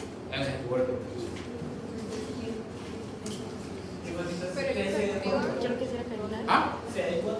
CD4. Que son los que permiten que esté anclado a lo que es Los TOLs, ellos la mantiene la zona articular de la piel, la mucosa. Y entonces hace que se Entonces, esa viaje a través de paredes. se activa cuando ya se. Esa es la forma más frecuente de hacer la presentación ¿qué? Antigénica. Entonces, ¿quién es la que más realiza la presentación antigénica? Las células dendríticas. Pero siempre tenemos que tener presente que para que esas células dendríticas me hagan la presentación antigénica, tuvo que haber actuado ¿quién? El polimorfo nuclear para poder tener ¿qué? El péptido antigénico. Ahora, los macrófagos. La principal función de los macrófagos es ¿cuál? Hacer la fagocitosis. Así como hacen la fagocitosis, ellos capturan los péptidos antigénicos y empiezan a activar algunos receptores, como los receptores de la leptina, que es para carbohidratos, los tipos ¿qué? TOL, las inmunoglobulinas y los complementos. En ese momento capturan microbios que están como ozonizados, que se hacen principalmente para generar una respuesta de complemento o de anticuerpos, y van a formar ¿qué? El fagosoma, que me va a ¿qué? A eliminar el ¿qué? El patógeno o el microorganismo. ¿Sí? O sea, cuando ya te haces la fagocitosis, se libera. ¿Listo? Y por último, los linfocitos B. Entonces, ¿por qué los linfocitos B están acá si todavía no hemos hablado de los linfocitos T? ¿Por qué están acá? Ellos ya están como tal de memoria y se va a generar ¿qué?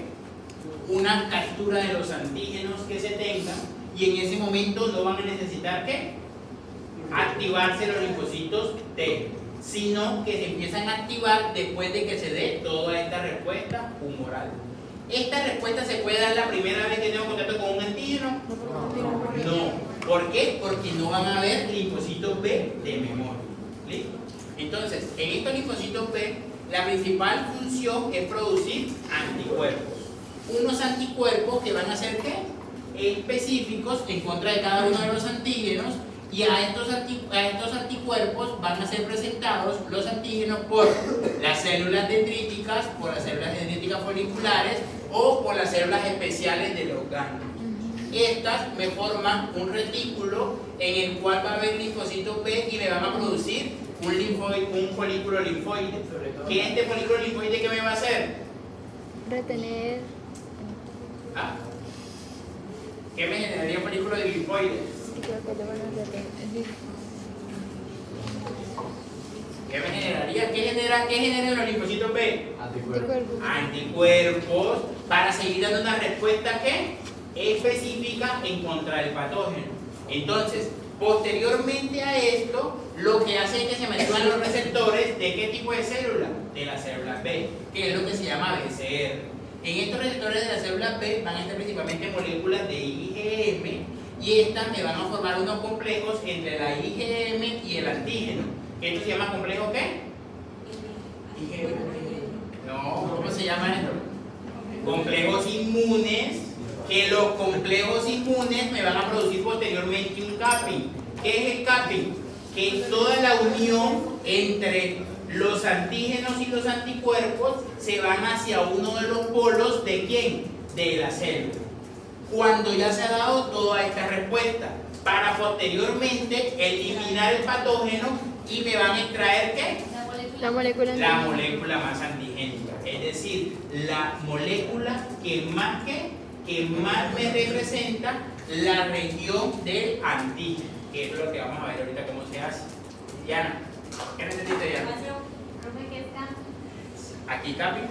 Entonces es cuando todos los complejos inmunes se van hacia uno de los polos de la célula para poder eliminar completamente cada uno de los microorganismos. Ahí la palabra importante es polo. Complejo inmune. Claro, porque ¿qué es el IgM? Un anticuerpo. Aquí es un complejo anticuerpo, antígeno. Eso es un complejo inmune. Primera clase de inmunología, Mauricio. Pero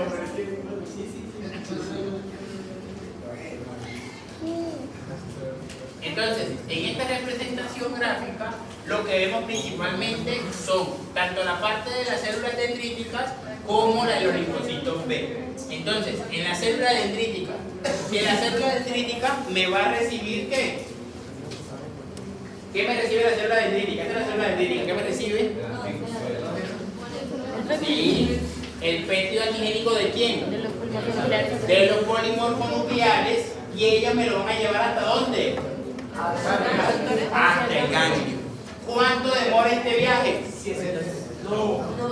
Un día, 24 horas. Pero si esta célula dendrítica me lleva el péptido antigénico y en el ganglio no hay ningún linfocito T que lo reconozca, ¿qué pasa? En 7 días la célula se va a destruir. No, pues, acá no va a haber la respuesta.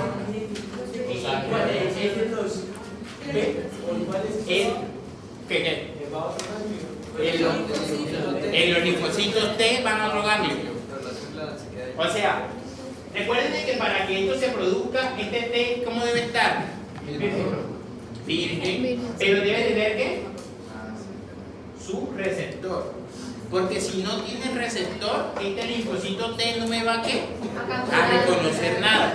Entonces, si yo no tengo ese linfocito T que me pueda reconocer lo que se está teniendo, entonces no se va a poder generar la respuesta a nivel de los ganglios y no se va a poder estimular la inmunidad celular, que es lo que me va a producir después de que este linfocito T me reconozca ¿qué?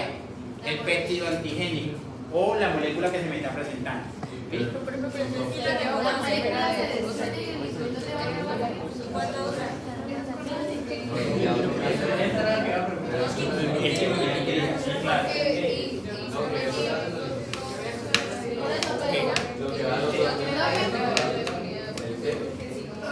No, porque el linfocito T, recuerda que el linfocito T, ¿dónde adquiere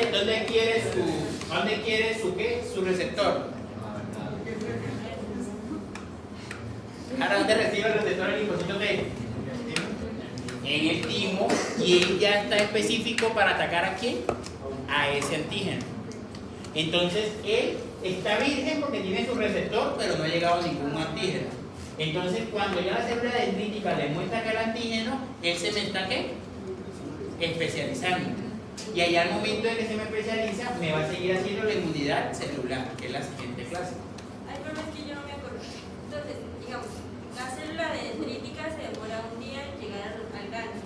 Y 7 días en el ganglio para que el linfocito T lo reconozca.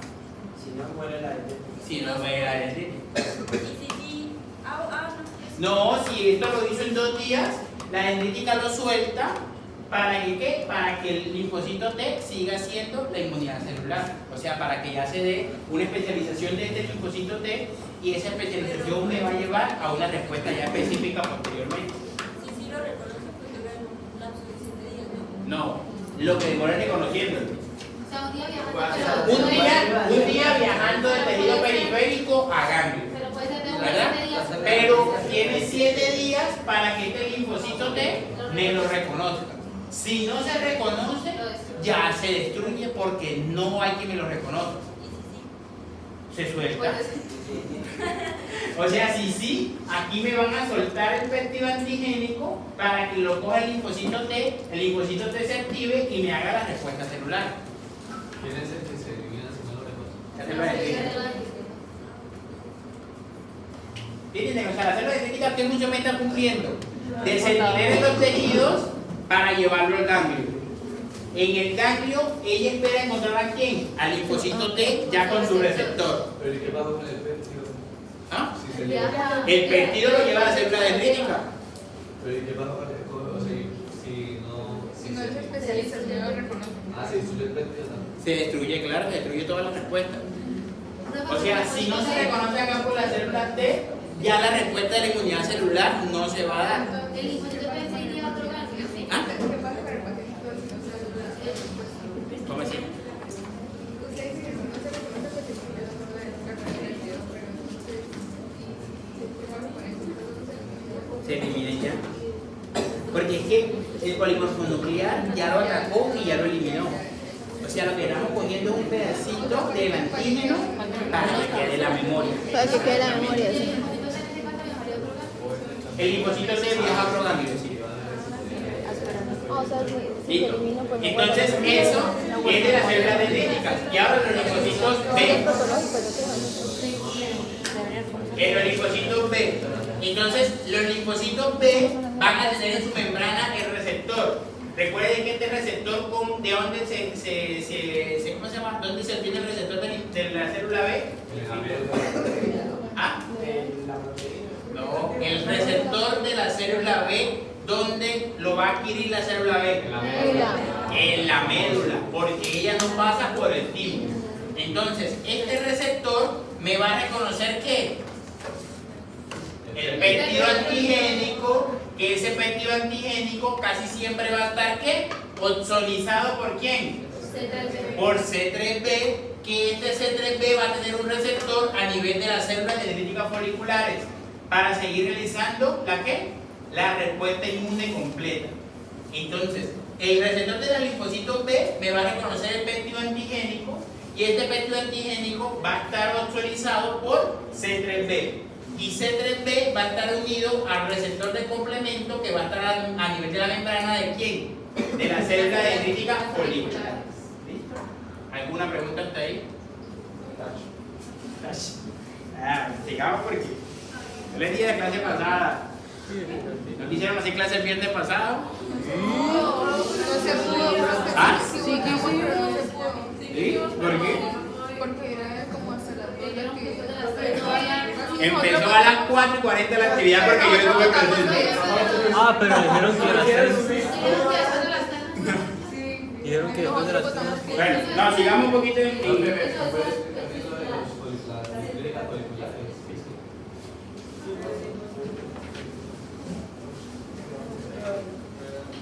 entonces, en la célula dendrítica folicular, entonces va a haber un linfocito T que va a tener su receptor, que este ya está genéticamente programado, ¿verdad?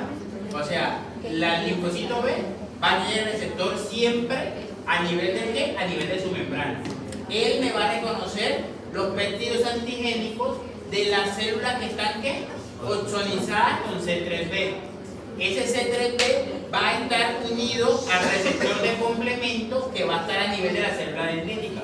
Entonces, la célula dendrítica folicular me está trayendo el péptido antigénico para que lo reconozca ¿quién?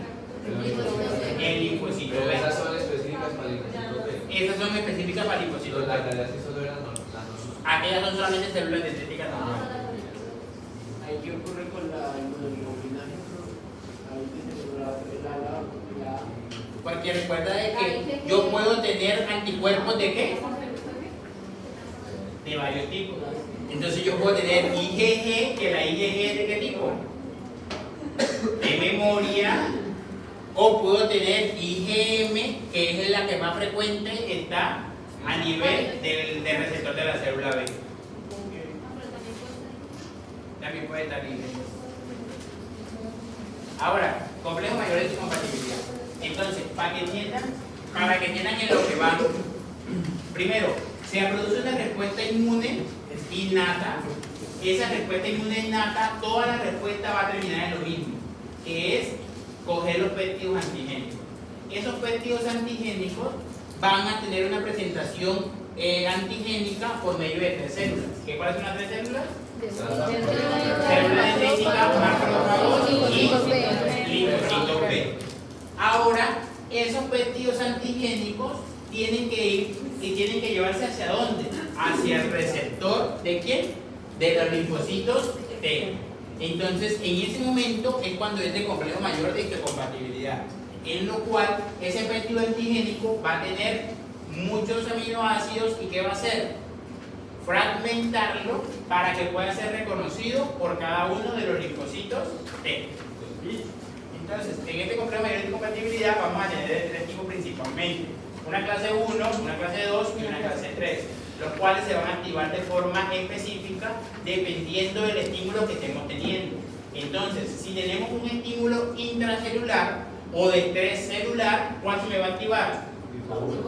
El tipo 1 o clase 1. Pero si tengo un estímulo externo o extracelular, ¿cuál se me va a activar? El tipo 2.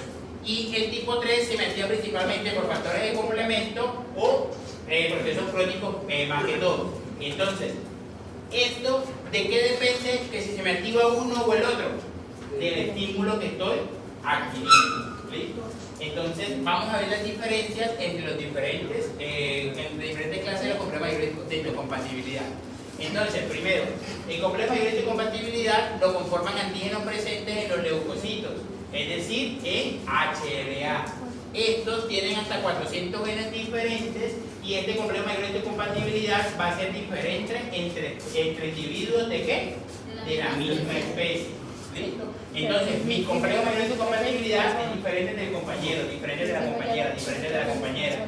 ¿En cuáles van a ser igual? Cuando seamos gemelos idénticos. ¿Listo? Tienen 8.500 alelos de HLA en la región del genoma y 4 millones de pares de bases en el cromosoma 6P. Entonces, ¿qué es 6P? A nivel del cromosoma 6, que esto ya es genética, se va a tener la ubicación del complejo mayor de histocompatibilidad. ¿En qué ubicación específica? Entonces, en el cromosoma 6, en el brazo corto, en la región 1, en la región 2, en la banda 1, en la subbanda 3 y en la subbanda 1. Otra vez. Entonces, la nomenclatura de los cromosomas se realiza desde el número de cromosoma hasta la subbanda, dependiendo cuánto tenga después del punto. Entonces, el cromosoma es el número que está antes de la letra. La letra es el brazo, si es brazo corto o si es brazo largo. Si es brazo corto, como en esta zona, entonces va a ser P. Si es brazo largo, va a ser U. Entonces, en el brazo corto del cromosoma 6, en la región 2, el siguiente número, en la banda 1. Después de la banda siempre viene un punto. Desde ese punto empiezan las subbandas. Entonces, el 3 es la subbanda, ¿qué? 3. Y el 1 es la subbanda 1. Esa es la ubicación exacta donde vamos a encontrar el complejo mayor de histocompatibilidad. Eso tienen que irlo asimilando porque en genética se lo preguntan mucho. Esa es la genética. Entonces, y estos se asignan entonces unos alelos, los cuales tienen 4 letras y 4 dígitos, como este ejemplo. Entonces, estos alelos que vamos a encontrar donde en esta ubicación van a ser propios de cada uno de los individuos. Entonces, más adelante vamos a ver algunos alelos de complejo mayor de compatibilidad que se relacionan con algunas enfermedades. Entonces, casi siempre son enfermedades de qué tipo? Enfermedades crónicas, donde se produce una respuesta persistente de qué? Del sistema inmune. Ahora les traemos más adelante. Entonces, tenemos 3 clases. Una, clase 1, que se coloniza las membranas de todas las células del organismo, menos las neuronas y los eritrocitos. Estas no. Ellas me van a reconocer principalmente microorganismos intracelulares o respuestas de estrés celular. O sea, son respuestas como tal intracelulares. La clase 2 se expresa en los linfocitos B, en los macrófagos y en las células dendríticas. No se expresa en los linfocitos T. Eso tienen que tenerlo claro. ¿Por qué se expresan en estos 3? Porque son las células presentadoras de antígenos. Exacto. Exactamente. ¿Listo? Pero aparte de expresarse en los linfocitos B, en los macrófagos y en las células dendríticas, también se presentan en otras células de algunos tejidos, como los fibroblastos o como las microglias, las cuales son células presentadoras de antígenos no profesionales. ¿Listo? Recuerden de que estas tres células son ¿qué? Presentadoras de antígenos profesionales, o sea, las que más realizan la presentación de una forma exitosa. Y por último, la clase 3 codifica para factores de complementos, citoquinas y otros factores de la respuesta inmune. Entonces, resumiendo, la clase 1 va a estar en todas las células, menos en la neurona de los eritrocitos. La clase 2 van a estar entonces en células B, macrófagos y células dendríticas, aunque también pueden haber en otras células. Y la clase 3 van a codificar factores de complementos, citoquinas y otros factores. Pero todos los diferentes clases van a estar ¿dónde? En la misma ubicación, en la 6B 21.31. ¿Listo? ¿Alguna pregunta hasta ahí? Vemos la conformación de las dos y termina.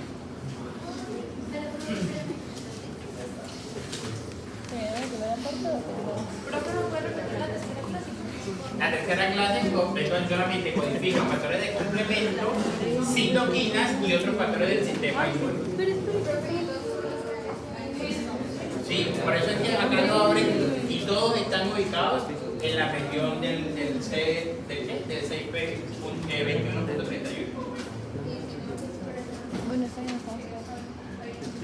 No, si se van a expresar. ¿Por qué no se van a expresar? Pues, si no se expresa, entonces ¿qué va a pasar? No se va a hacer la presentación antigénica de forma adecuada. Entonces los linfocitos T no van a poder estimularse para generar memoria más adelante. Profe, o sea, la 3 codifica Todos esos factores que vimos ¿Me puede decir ejemplos de factores? de los factores de complemento, por lo menos el C1, si ese se hace por la clase 3. Entonces, conformación de las moléculas de HLA. Entonces, las moléculas de HLA, tanto la 1 como la 2, van a tener una conformación similar, en la cual lo que se forma es un nicho a nivel de acá de la hendidura. Ese nicho, ¿qué característica va a tener? ¿O qué es lo que va a hacer esta conformación? Va a reconocer los aminoácidos del péptido antigénico. Entonces, el HLA1 se va a formar principalmente por cadenas ¿de qué tipo?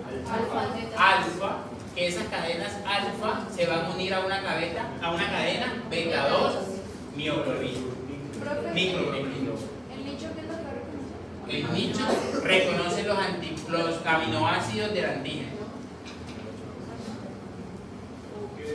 Y la B y la HL2 va a estar formada por cadenas alfa y cadenas beta. Pero, ¿cuál es la igualdad entre esta y esta? No, la hendidura. ¿Por qué? Porque en esta hendidura es donde se va a formar el bolsillo para poder reconocer los aminoácidos del antígeno. Entonces, ¿quiénes tienen esos bolsillos o esos nichos para que reconozcan los aminoácidos? Tanto HLA1 como HLA2. Pero ¿quién más va a tener esos bolsillos? No. ¿Quién más va a tener bolsillo para reconocer los aminoácidos? Los TCR. 5 en el siguiente puede que me diga. TCR. ¿La qué? TCR. Las TCR. 5 me recuerdo. ¿Por qué las TCR? Porque recuerden de que cómo está formado el antígeno. ¿Por qué? Por aminoácidos, ¿verdad? Entonces yo voy a tener nichos para reconocer el antígeno a nivel del complejo mayor de compatibilidad del HLA. Pero ese HLA me lo va a llevar ¿a dónde? A los linfocitos T, que esos linfocitos T también tienen que tener un nicho para reconocer los aminoácidos de ese antígeno. Entonces, HLA, acá está el nicho, me lleva el péptido antigénico ¿hacia dónde? Hacia el linfocito T. Pero el linfocito T también me va a tener ¿qué? me va a tener la hendidura, pero a nivel de ¿quién? A nivel de receptor. Entonces quedaría unido HLA, antígeno, TCR, o sea, receptor de célula T. ¿Listo? Para seguir con todo el proceso de la inmunidad celular, que es lo siguiente que vendría después de la inmunidad. Entonces, por eso la hendidura tiene que estar tanto en HLA como en ¿quién? Como en los TCR, o receptor de células T. Bueno, ahí dice lo de los bolsillos de los aminoácidos, que es donde se encajan. Y así como se encajan en la hendidura, también se van a encajar en el receptor de la célula T. ¿Listo? ¿Qué va a ser la diferencia entre los receptores de la célula T? ¿Cuál es el HLA? Entonces, el HLA1 se va a dar una respuesta con ¿qué célula T? CD8. Con la CD8, que es la citotóxica, que ella me va a atacar principalmente la parte viral. Y la HLA2 se va a dar la CD4, que ella lo que me va a hacer es diferenciarse para realizar la especialización de cada uno de los linfocitos T. Entonces,